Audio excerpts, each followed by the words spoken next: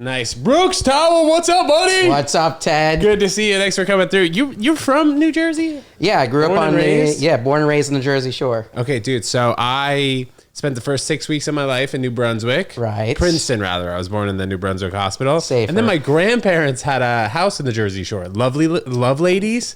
Have you heard of or Barnegat Light? I heard of Barnegat Light. Okay, it's so weird. People haven't heard of Love Ladies. Maybe that's just like an in-town kind of nickname. Yeah, I'm not familiar. But it actually is a place. Pop it up right here. It's like you go down. It's near that Ron John sports shop. I'm sure that there are actually a few in Jersey, right? That's a chain of places I've seen. Is the guy like who invented it, Mr. Ron John from Jersey? Is that the deal? I hope it's not Ron Jeremy. That would be weird. Yeah, right? How's your summer been, dude? Summer's been lovely. Yeah. I usually go to the Jersey Shore a lot during the summer. Where in the Jersey Shore? So we grew up between Long Branch and Asbury Park. So Okay. the northern part of the shore, we call it Central Jersey. It does exist, by the way. Yeah. Central Jersey exists. And we're like a little town smack dab in the middle of Long Branch and Asbury. Is it a beach town? It's pretty much a beach town. It is a nice little Jewish community town as well. Beautiful. How busy does it get during the summer, though? Too busy. So like during the winter, 9 months out of the year, dead. Yeah. Dead. Businesses closed. Everything's cut. It's like nothing's happening. Is it aesthetically nice over there? Like, is the cold weather pleasing there? It's you know what I mean? pleasing, you know. It's not like just an empty boardwalk. No. It's more than that. Like the snow gets on the ground. It looks really pretty. You know, Nice. it's like nice houses. But once the summer kicks in, every single license plate is that bright orange New York. Dude, you know what's interesting? I think we're actually switching from that bright orange and blue license plate. We're just going back to the straight white one, Thank which I think God. is a good move because that orange and blue one is very ugly. I can hate it. imagine being from Jersey, freaking definitely hate it. We hate it. It's like a sight of oh no, the demon is coming. But you guys have a off yellow license plate. It's a Garden slight State. gold. I'm not a huge fan. Gold Nice. to white well gradient. said. Talking from a true New Jersey guy, it's gold. You know, I'm not a huge fan of it, but I don't think it's like terribly ugly. You know, it's not an ugly plate. I look at the New York one. It's like, why did every car have to look like a taxi cab from the driver's plate? And then it just stands out so much. So you see the first one in like the end of May, and you're like, Hilarious. yeah, Memorial Day. everything's gonna change. Like people are gonna move into these rental houses for the summer. You're gonna take every parking spot. It's all gonna Yeah. be busy. Like nothing's built for it. No infrastructure. No nothing. You just gotta suffer through it. So do people rent houses there for the full summer? Is that what they do on the beach? Yeah. Dude, I used to be obsessed with license plates to a point where like my parents were a little concerned, I think. Or they thought it was cute. They bought me license plate books. Okay. But I would just be obsessed with like seeing a new license plate. This is like Weird. your trains thing. Like every kid has their train face. Yeah, You went to or like a license plate. plane, something Yeah. like that. You get the wings when you go on the plane. Did you hang up any in what I your mean? childhood room? Yeah, Okay. a few. And then I don't know what happened. I just kind of lost touch with that. You know, there are a lot of other things from my childhood now that I'm rediscovering being a 31-and-a-half-year-old male. You know, like entertainment, freaking computers and shit. Maybe not video games, but sometimes I watch on YouTube people play video games. That's a weird thing that I do. You ever do that? That's my like, oh, I just made myself lunch. I need these 10 minutes to fill with something. I'm like, I'll sit down and watch. Totally. And like, I got to get something on the TV before I start eating. That's a must. You know what I mean? Like, I can't even touch the Apple TV remote before I start eating. It's gotten to the point where I sometimes struggle at restaurants where I'm like, I need some visual stimulation. So Really? half the time I'm on my phone, I'm like not watching something, but Yeah. I'm like doing something while eating. Yeah. If I'm on a date, I'm obviously paying attention on the date. I'm very much Yeah, always put paying that attention. in there. Just a disclaimer, but like if I'm, you know, with a friend I'm very close, like we don't need to talk all the time, or I'm like, something on the tube or like Exactly. music. That's like when I eat with my family now. I insist that there's music playing because I don't need to hear anybody chewing. So that's why we made a playlist, Dinner with Ted Jones. It's like 30 tracks, very appropriate, no cursing for the most part. But it's like an hour and a half, just Dinner with Ted Jones. You throw that on, and mwah, it's on Spotify. If you guys want to check that out. Go check it out. You know what I mean? So let's talk about your life growing up in Jersey. What was the name of your high school and then middle school too? Was it just like the town? So I'll give some context. Also, I'm Orthodox. I grew up Orthodox. I grew up modern Orthodox Jew. Yeah. My cousins.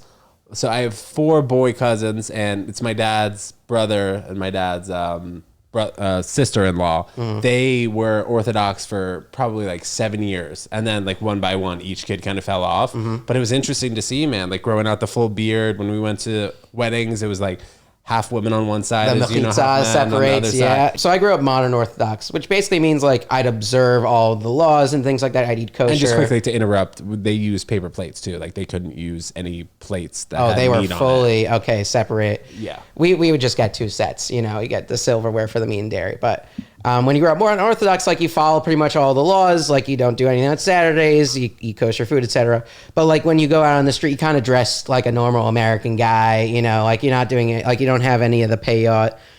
You drive a car. You do use the internet. That's the plural for payas is payot. Payot. Yeah. It's real Hebrew, right? I mean, actually, I think it's Yiddish origin, but like payot is like the plural. So when you grow up modern Orthodox, you kind of do everything else besides the dressing up, besides like the strictness of it all. Do you wear it seat?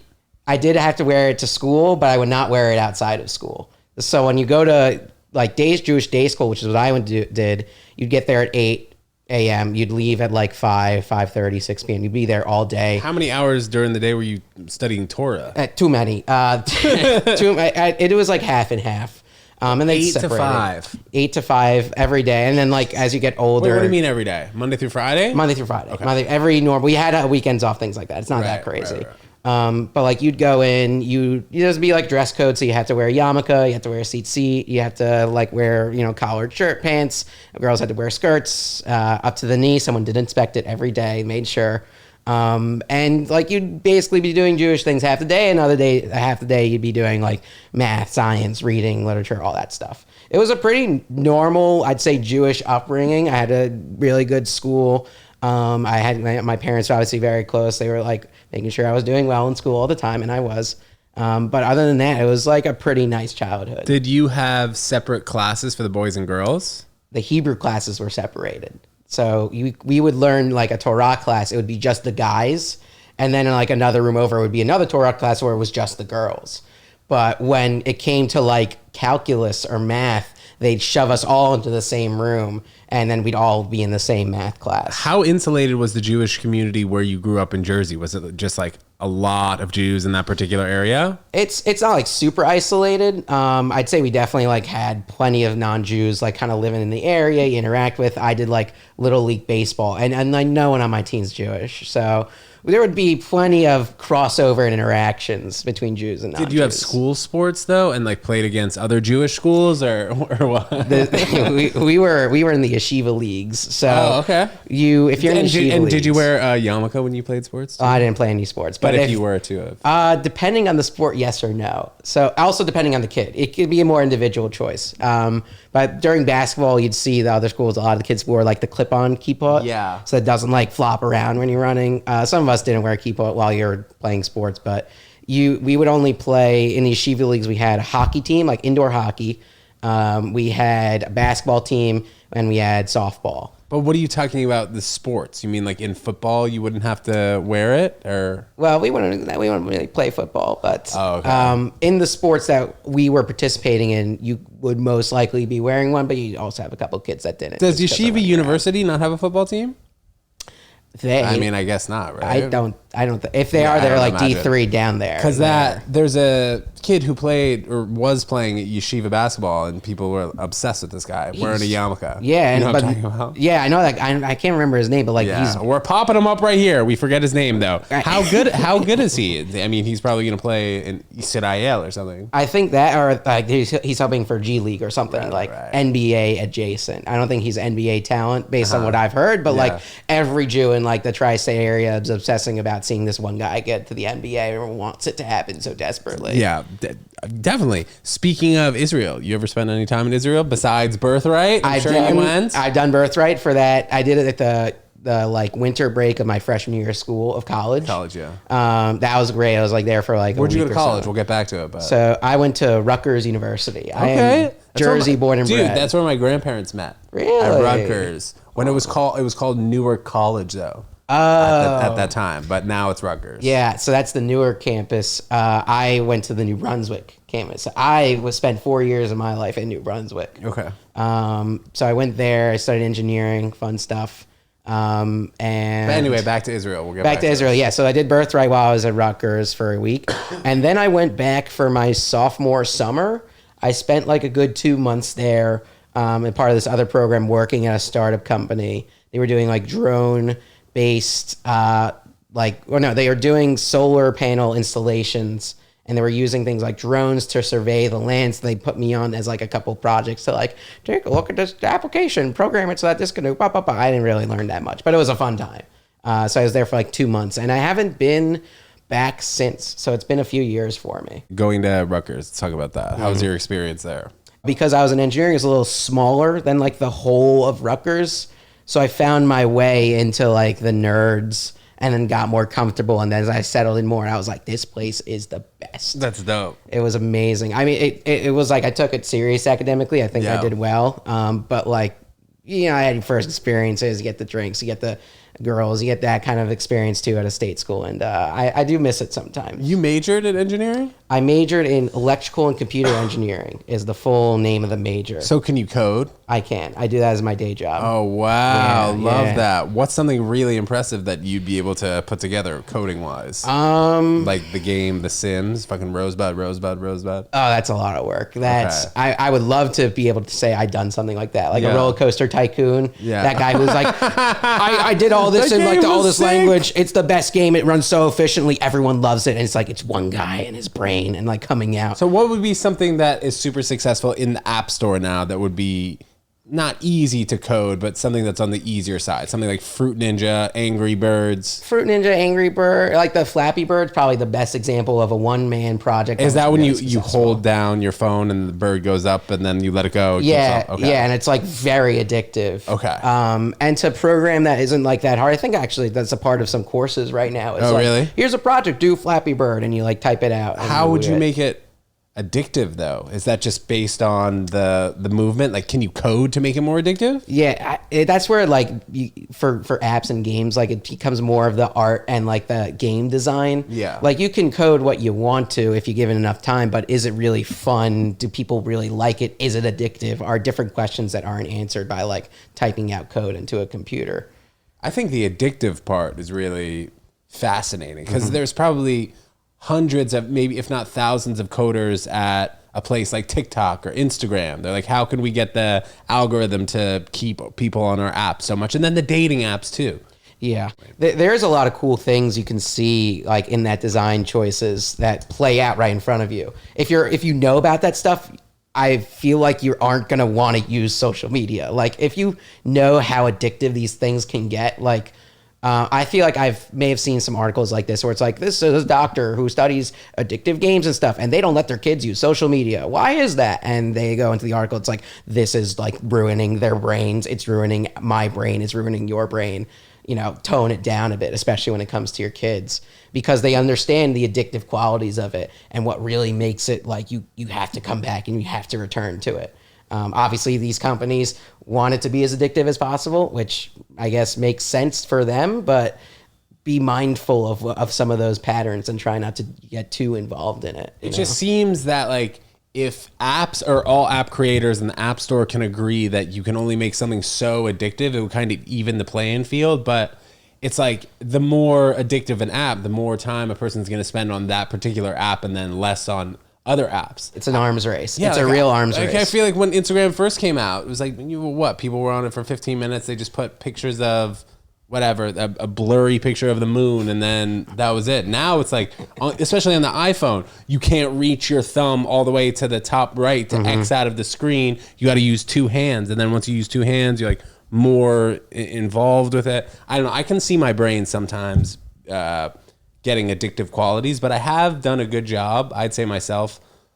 I'm able to turn off something. Like if on TikTok, if I get too many bad videos in a row, I'll turn it off. But sometimes it's difficult with these apps. Yeah, and that's their goal. I mean, I fault them, but like I understand how everything works. So I'm just going to accept that this is the world we live in, and it's not the one that I grew up in. The world I grew up in is like social media didn't exist. Yeah, I'm still like, it was great. I'm that first or that last generation before all that stuff really hit. Yeah, kind of me too. Yeah. So once I grew up and I realized like, oh, if I had this in like middle school, I would not be at this. Like I would not be as well put together as How I do you am think right kids now. are going to evolve? I think the biggest question is for parents, like, what do you do? Like, kids are just going to adapt to whatever environment they're put into, but it's up to parents to kind of make sure that they're put into a good environment that shows them, hey, here's what you should do, here's what you shouldn't do. Like, don't spend too much time. Like, you know, have a positive self-image. Like, try and think of yourself in a positive way. Don't get too negative. And it's tough. Like, I don't envy any parent in the modern day because they have to deal with all the things that we did, like growing up. Oh, this person was mean to me. Oh, I gotta do like all that stuff. And on top of that, they have the world at their fingertips telling them things. Like, that is a whole different ecosystem that we have no concept of as a kid. I remember cursing as a kid and getting in trouble. Now you're just seeing hundreds of videos a day with people just cursing, and there's no real way to block somebody who's under 13 years old from seeing any video on the internet that has the word fuck or shit in it.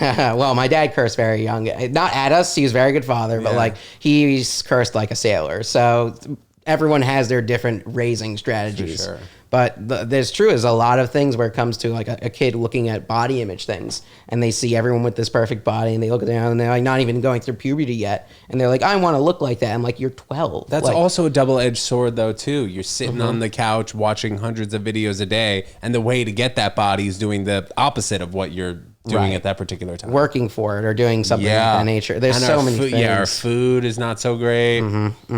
Damn. I think growing up, the thing I'm most thankful for was I lived in a time where technology was easily accessible, but the social aspect of it was not. I could not easily connect with people, but I could easily play games and learn about the world. And that helped me a lot. I had my first computer very young. My dad put e-machines. You remember the e-machines? No, what's that? They sold these at like Costco and Walmart. They're like desktops, and they had like eco-friendly kind of theme on them. My dad got me one from like Costco. He shoved it in my room when I was like 10 and gave me an internet connection, which bad idea. Yeah. But like, I got very early into computers, and that's something that inspired me to like, oh, maybe I should do software engineering or programming when I get older. Why did he get you that? Just to learn about the inside of the computer or the internet? He was a very tech savvy, guy. Like he naturally also do, liked computers. He's retired. He used to own a business selling like warehousing, things like that, and selling not tech wise though. Not explicitly tech, but like, he got into computers fairly early, and he was always like a hobbyist in everything. Like, so he got me a computer early, got my sister a computer early, he got my mom a computer. Like, everyone had a computer as far as I can remember. When did you learn to code?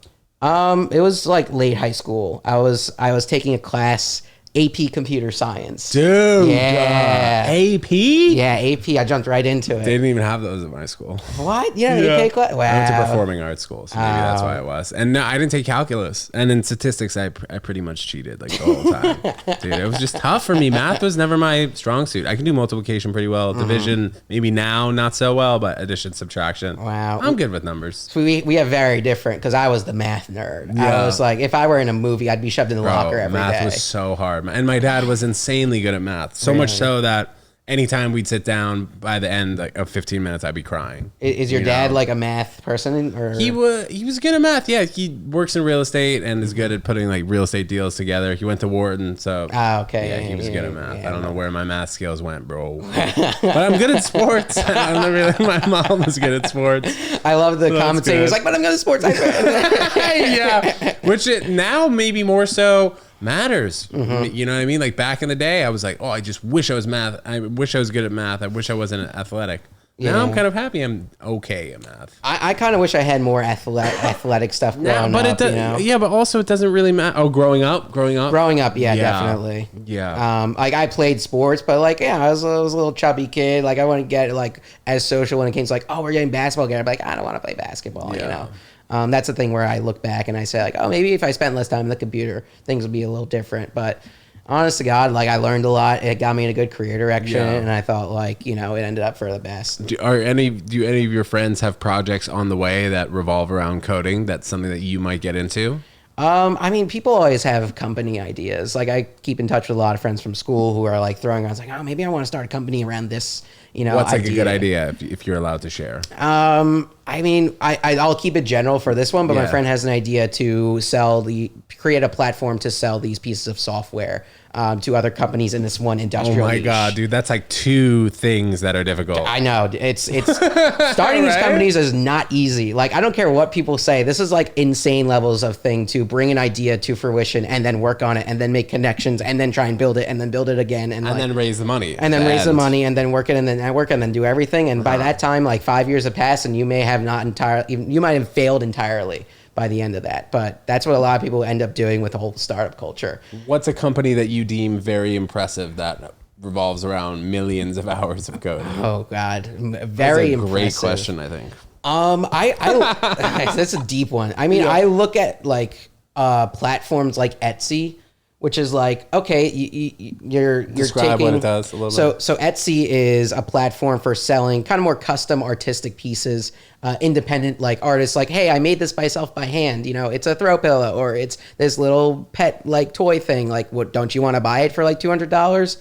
And I'm impressed by Etsy because they've been able to both build that platform, make it efficient, create a way such that like people are comfortable using the marketplace because you're selling from sensibly some person somewhere. This isn't some like warehouse with like a whole team and people managing and get this So is item. everything already authenticated then? If it's just the person who is the user selling it? They have a whole system to verify things and present it to customers like, hey, this is someone who's reputable. They've sold with us before. Here's some reviews. So Here's it's just all a this. more in-depth eBay? It's a more in-depth eBay. On top of that, there's like the whole the recommendations. And in my opinion, the most important thing was building the brand and marketing around it. Now, whenever I say Etsy, people's eyes light up. It's like, oh yeah, I bought like a little penguin from there and it was cute. And people see it as like the more homegrown like marketplace. I go to Amazon, yeah, I want to buy like a USB cord. Like, yeah, okay, I don't care who made the USB cord. I don't care what factory in East Asia it came out of, you know. But when I go to Etsy, I expect quality. I expect something handmade. I expect something that's like fits a very specific niche. And that's a platform I look at. I say, wow, like they really built something good and unique here. And I've used it before. I've enjoyed my time using it. Whereas I go to other platforms, like I'll go to Amazon and I feel like that's just, all right, I'll just go to Amazon, I guess. Well, why wouldn't you think that Amazon is more impressive though than Etsy? It's impressive. It's different, right? Amazon is for everything. Like you get your generic stuff. You can get your groceries. You can get your boxes of whatever. You can get your electronics there, and that is impressive in and of itself. But it's such a massive thing in my mind. I accept it as just like this is something that was going to happen anyways. To where I think, oh, okay, yeah, it makes sense. But I look at Etsy and I say like, oh, they created a unique product that stands out. It's not just like a place you buy things. It's a cool and unique platform where you can get art from like artists and independent people. Let's go this way. What do you think about crypto? I do not like crypto. No? I And like, you have some. I'm like in it, right? In that sense of I use it as a store of value, but to me, it's created.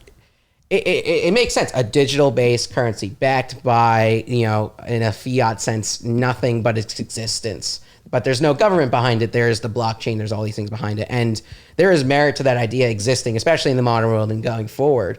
But to me, when I look at crypto itself, it's not a community of level-headed people thinking, oh, yeah, we can use this as a currency and think of it like this and the store of value. And it can work with the USD and it could work just like any currency. I see nutcases who are advertising it on pure hype of, oh, you need to buy this now. And there are like this hodl and this, and there's like this whole craziness about it that doesn't lend itself to like a normal financial product. Is your opinion of Bitcoin different though, while it is crypto? Right. I think that something like that has a room to exist, and I do like its existence. But it's created this almost surrounding community of like toxicity. Especially like 12 to 18 months ago, people like Justin Bieber buying a $500,000 Bored Ape, and now it's worth $10,000. Yeah, and now they're getting sued out of their minds because celebrities were being used to advertise these things. What didn't? Are you talking about coins? The people who coins sell and coins? NFTs, and those things are also a spin-off of the concept of like what is virtual currency, Okay. what is virtual ownership. I really do think those things have a place and will have a place in the future, but don't sell me a scam. Like, don't try and scam me because. Or the majority of people, like by putting the celebrity's face in front of it and you're going to buy it and then artificially inflate this value to the point where someone just sells it and they've completed their scam and everyone else is left to their own devices. What's the difference between coding for an app and then coding to create a coin? So the difference is like, I mean, programming itself is just a tool to accomplish an end, right? It's just a way, like I use steel to build a building. I use code to build a platform or an app. Building an application is a task in and of itself. What does your application do? What are you trying to solve a need for? That's a whole different thing of trying to build something that does work. Building for like a cryptocurrency is in its sense like a form of programming, right? So you need to create something called a blockchain, which can store all these transactions in a easy to read table such that if I transact, someone else can see it. There's a whole litany of computer science tech talk I could say about it. But you need to make sure you follow these protocols, make sure it fits the standards, that it can be accepted and work correctly. So once you do that, then it's about, okay, but what does my cryptocurrency do differently? Or do I try and like what is my currency tied to? Do I tie it to the value of some other cryptocurrency? Do I tie it to the value of like another hard currency? Do I market this like it's a meme and it's going to go to the moon? Or do I just kind of say, oh, we're going to use it for our own purposes, things like that? There's a million directions you can take to it. So many steps, it sounds like. Yeah. What would be an easy thing to code? Like the game of Pong? Is that something that would be an easy thing to code? It's an easy, fun, like homework assignment, like give you a couple days, like, hey, take this home. Here's a little guide. Have fun. What do you with need it. to create that besides a computer? Or you just need a computer? You really just need a computer. And a coding program. Yeah. Whatever language, some other way to display things. You can even like honestly write out a program that prints the image, right, of the Pong going in like characters. So it looks like the ball is like a little O and it goes across the screen and you like move the paddle and it's just a bunch of ones put together. It just looks like someone's like writing out what's happening in front of you. And that's like your graphical interface.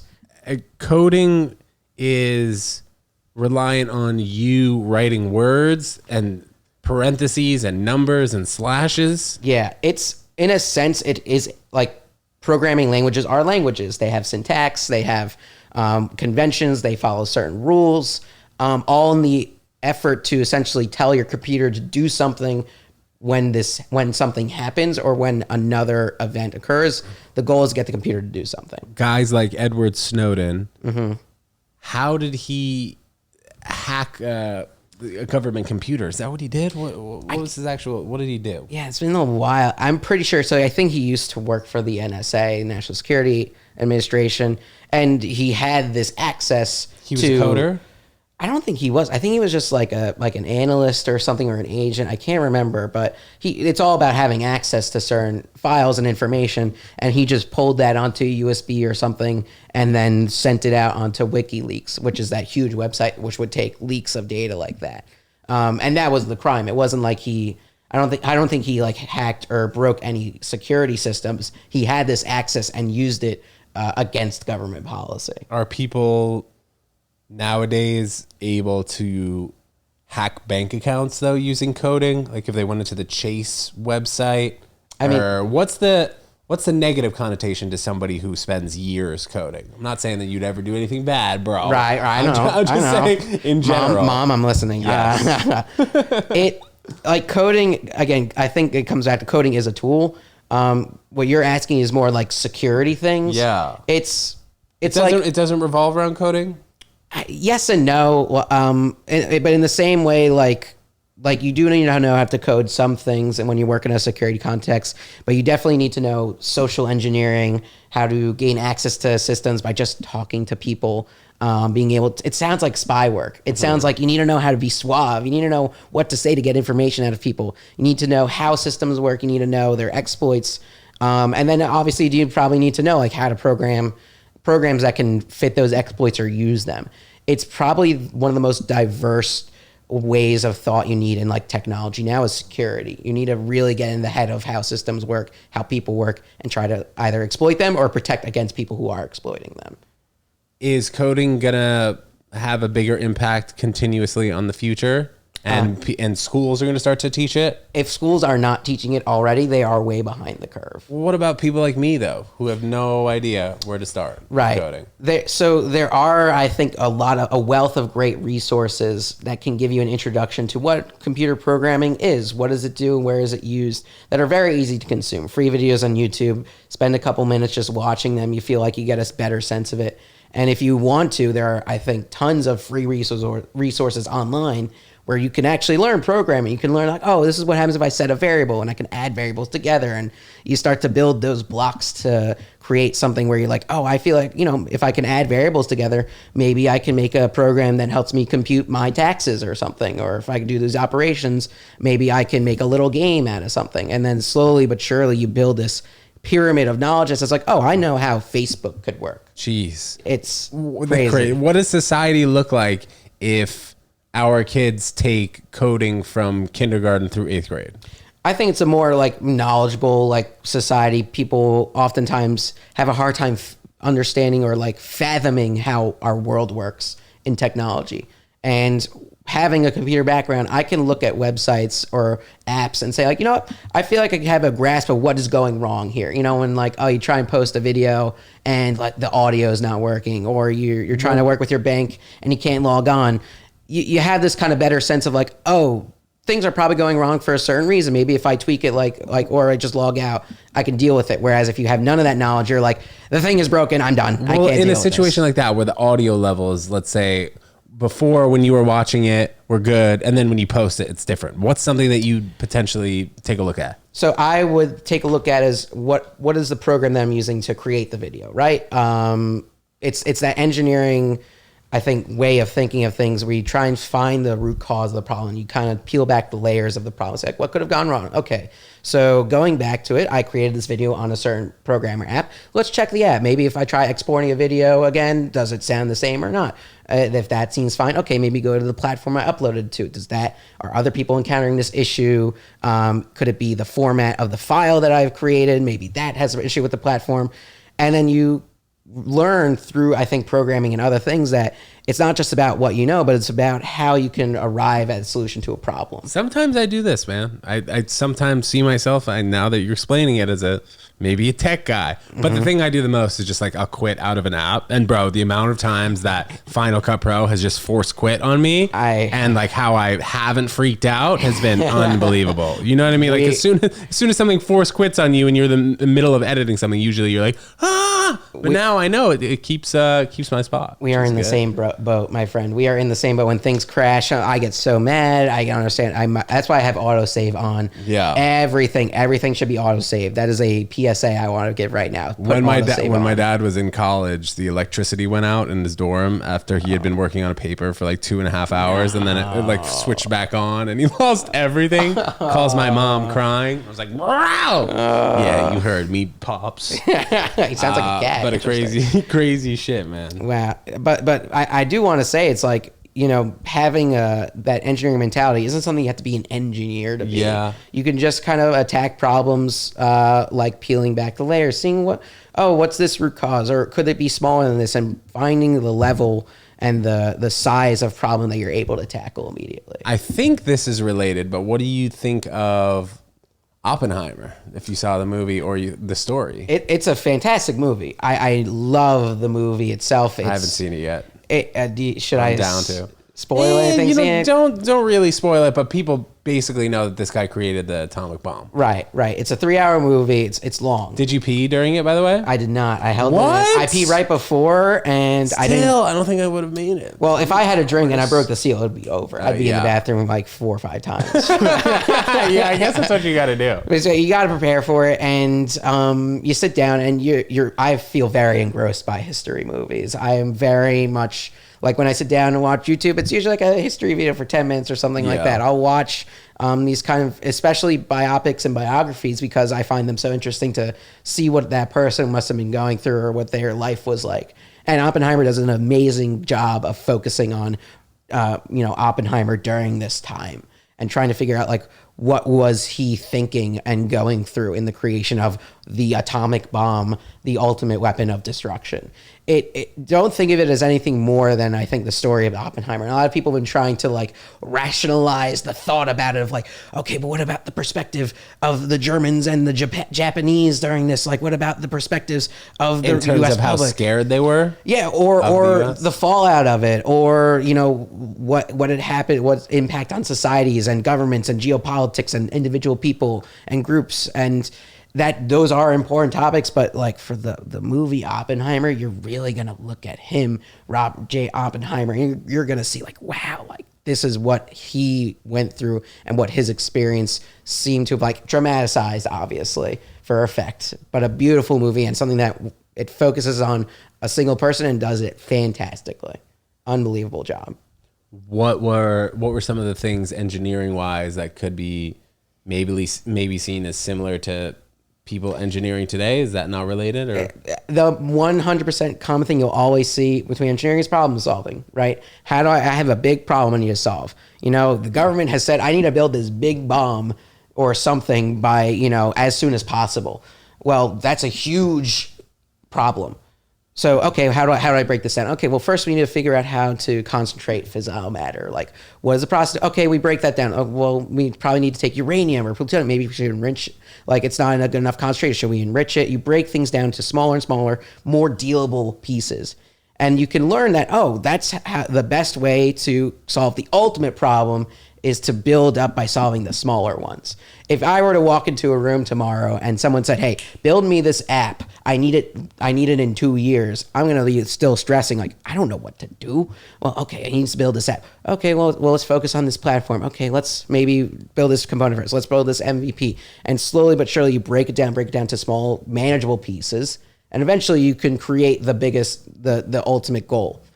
Ideally, it doesn't take you too long and it's on time and on budget. God, I'm saying that everything's on time and on budget, but that's the idea you should reconcile. Problem solving. Exactly. Does it go without saying that Elon Musk is the best engineer problem solver? Is he your favorite? What's the deal? I genuinely did like, you know, especially when I was in university, like he had an aura around him of, oh, he's like Iron Man. But the more I actually see him talk, and I'm like, oh, he's not an Iron Man, or like a Robert, whatever you want to call that guy. Robert Downey Jr. He's so it's Stark guy. Yeah. But now I just see him as like, oh, he's really just kind of crazy, you know? Like he's not the engineer. He's the guy who made the right choices and got himself into this position. I look at someone like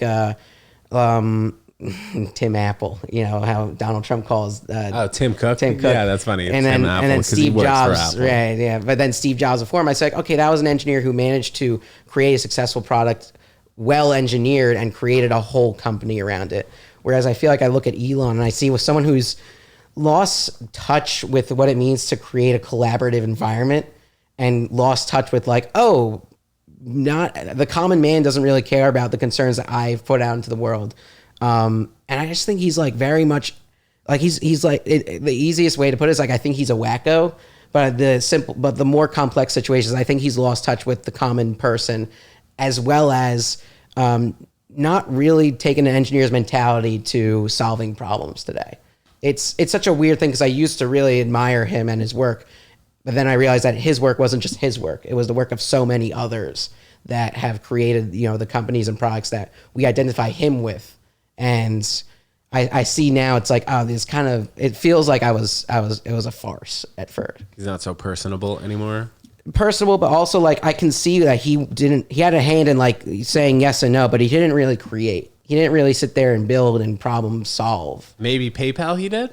One of his first companies? I think PayPal he had a part in, but then also it was through acquisition later on, it created the PayPal brand. Like, I think that there were many other people who played a role that we often forget about, especially in engineering. Like you see like with sales and engineering, sometimes at companies, it's like the engineer is often the second person that's thought of, right, rather than the salesperson, rather than the person on the front lines. But they're just as important, if not more important, to the ultimate process. Right. That's like developing a building. You know, you had the people who are collecting the finances, and then you have the people who are actually there putting the steel down. Right. You mentioned Steve Jobs. What's something that really impresses you about the iPhone?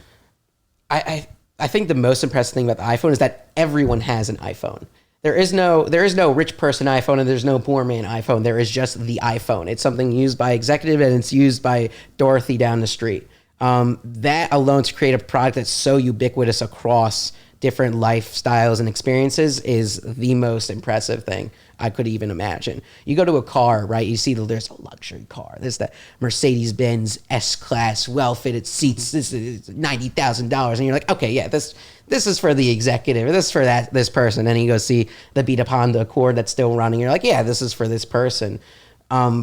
but that does not exist for the iPhone. That's crazy. I feel like it's really one of the only things that exists like that. Maybe you'll see somebody carrying like an Essentia water, but it costs a little bit more for one person than the other, maybe. And it's pretty much every product I could think of. Apple is the only company where everyone has it as is. There is no Mac too, and Macs as well, and all their headphones, AirPods, the iPhones, the computers, even I think down to like the VR things that they're trying to do. Oh damn! What do you think about that? It's like a $4,000 headset, right? $3,950. 30. I think it's like 3,500 something. Yeah, too much. I'm not spending money on it, but like that's my thing. Is that's a technology that I feel like is not in its infancy, but definitely in the early stages. And frankly, I don't find much use out of it. It's cool, right? It's cool. I could play a VR game in my living room, and I'm swinging around the sword. Like, yeah, that's great, but I don't think it helps me any way in my life. It doesn't solve a problem. Yeah. I don't feel like there's anything it would add to my current existence that says like, yeah, I'm going to drop $3,000 at the moment. It feels like that, but I could see something in the future when it becomes less clunky and you go to Colombia and you need immediate translation in the glasses that you're using, and so you can communicate with people better. That's something that I would think that in a few years would become like more usable. I think, but besides that, I can't see so many uses for it. Do you remember Google Glasses? You remember those? Yeah, but it didn't even really feel like that had a life. It didn't have a life. It also, like, I don't feel like it didn't really work. But that's the idea to me where it's like, oh, you can create this, like, not virtual reality, but like augmented reality where you're still interacting with the world around you. But there's like a couple extra additions. There's like a little heads up display. There's more information. Maybe you can contact people like through the glasses or record things. Like it's like Life Plus. It's like that's the goal. Is you want to reach Life Plus. If you can get Life Plus in a product, then I'll look into it. Yeah. Is Steve Jobs the most impressive engineer though? Getting back to that you could think of, or is there somebody else? I'm thinking back further. I look like Nikola Tesla. Nikola Tesla. He's someone with a crazy mind, a huge creator, inventor. I look to Davinci as one of the first people. Yeah, because he did everything. The graphs and shit. The graphs, like human anatomy and invention. He tried to. There's like a sketch of him of the first helicopter. He never actually built it, but that's the kind of Renaissance man that I see as one of the first iterations of the modern engineer. Someone who saw problems and tried to either sketch out or create the actual solutions, on top of being a worldly person who enjoyed art and music and all these other things, and created something positive to bring to the world at large. Obviously everything he wrote down didn't come to fruition. He didn't create everything that he sketched around, but that doesn't mean that he didn't have an engineer's mindset or the idea to solve problems that he sees in the day-to-day. What's something that he created that is pretty much the same as today? Like a helicopter that you were saying, or is there another example? I think that one is like close-ish to the modern concept of the helicopter. There's things missing because I don't think he has like a tail rotor because he didn't really understand how rotational forces work and how you need to balance that. That's a whole another thing. I think I think he did work. I can't verify this off the top of my head, but he did do like plumbing things, or he sketched and actually implemented like modern plumbing systems that we would look at and say like, oh, this actually could work in a modern city. And then I do just find his art to be at another level. He is a good mind that can understand like what beauty is and what could really bring out the joy in like very fine and detailed Renaissance art. What's a fascinating engineering feat that you see maybe and you're like, whoa, how did they even do that? Oh, that's a good... Yeah, that's a deep one. I'll say two things. One, I'll find myself walking around Lower Manhattan and I'll still look up like a tourist. Yeah, my God, me too, bro, because I used to work in real estate, but nobody does that. Yeah, but... It's unreal. But like, look up, it's like, wait a minute, that thing is 100 floors up. I'm looking at that, and like, oh yeah, we all just kind of like accepted that it's there. And meanwhile, like, you had to, like, that took years to build. There's tons of steel and materials, and people we just accepted as in our day-to-day. It's like, we had to put it up there. Like, that wasn't there when we started. What do you think about the pyramids in Egypt? So I think that I think people get a little crazy and conspiratorial with them. And like, you can have your thoughts and whatever, but I just think like, if you get a lot of people together with a common goal and you whip them a little bit, humanity can do a lot. I think they're impressive. To take them in is insane. To imagine that they've been here for thousands and thousands of years. I don't think that like the aliens built them. Like, have a little credit for us. Like, so people put this together. We don't have to credit aliens for it, you know? I will say that like it is it's a simple structure, a pyramid with all the chambers. It's very impressive, but the things that we have been able to accomplish since then have taken more of my attention. You think skyscrapers in New York City it's the most impressive feat? That's one thing, and then the second thing I always look at it is dams. It's a very weird thing to immediately say, like, well, it's just some concrete. Yeah, bro, I rarely think of dams. But it's like one Niagara Falls. I mean, well, I have a beaver friend who thinks about it all the time. He's very well versed, but to think of it, it's like it's one of the examples of humanity looking at nature and saying, I can do that better. It's where we're saying not just, oh, I'm going to build something, like I'm going to conquer the forces of nature and make it to my advantage. Modern dams are able to create reservoirs and lakes. They create that which we just kind of think exists. We terraform the land to be to our specification and then create power from it, create infrastructure around it. How to create power from it?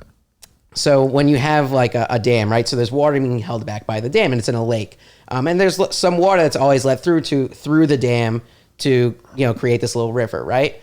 What happens is if you stick a turbine in the middle of that somewhere, such that the flowing water spins this turbine, if you spin a conductor around electrical wire, or a magnet around electrical wire, you'll create an electric current, i.e. power. You can plug that into the grid. Congratulations, you've just got, a power source by the virtue of turning the kinetic energy of the water moving through from a higher place to a lower place. You can convert that to electricity. And there's a lot of stuff. There's safety, there's controls, there's backups, there's all these things that are around and surround a dam and its infrastructure. But that's the goal. It's to just get something spinning enough, and then you can create electricity. I think the funniest thing is that that's pretty much how all power generation works, no matter what you think.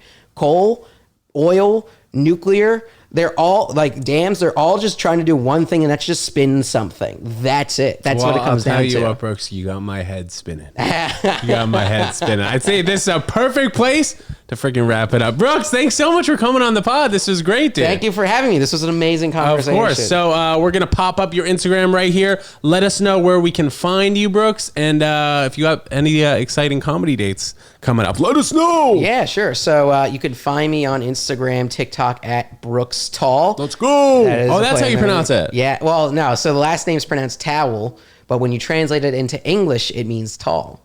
And my 5'4" self sees the irony in it all. Love it. Yeah, I think my ancestors were comedians. Anyways, so you can find me at Brooks Tall, Instagram, TikTok, Twitter, wherever you get your social media needs. I'm running and producing a couple shows. Sunday, August 13th, the Chicago show. Love that. Here at St. Mark's Comedy Club. I saw that. Yeah, I'm going to bring back the stash for that one. We're going to see if I can get the mustache going for that. You're going to leave the mustache and then shave the beard around it? Shave the beard around it. You've been a stash guy before? I did the first run of the show. I did a Chicago accent. I was doing all that stuff. The hot dogs and shit. The Chicago dogs. Yeah. So I'll be doing that on August 13th. I'm also running another show, Respect Your Elders, a comedy show for the ages, on August 29th, which is a Tuesday. And other than that, putting out more comedy videos on my Instagram and seeing what else I'm going to tour around. So. Love it. Follow along, guys. Brooks, thanks so much, guys. Thanks so much for tuning in and listening. We'll see you next time. Peace.